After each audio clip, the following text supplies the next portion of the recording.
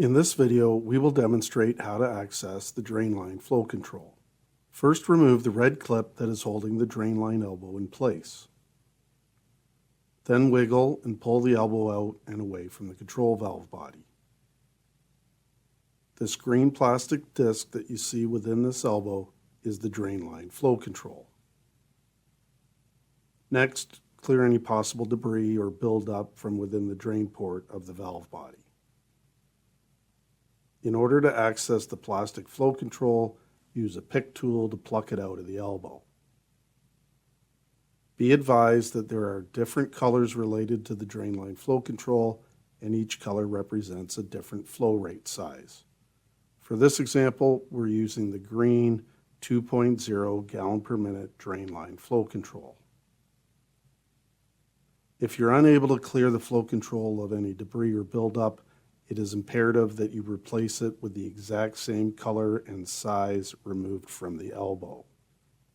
These flow controls are precision engineered for each specific unit.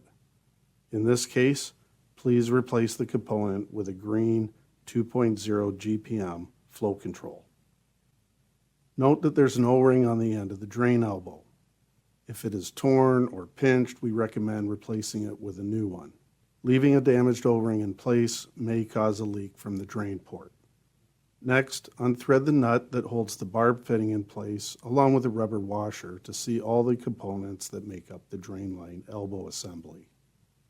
Then place the barb fitting and washer back into position and thread back onto the elbow. Ensure that you apply a thin layer of silicone grease onto the O-ring before placing it onto the elbow.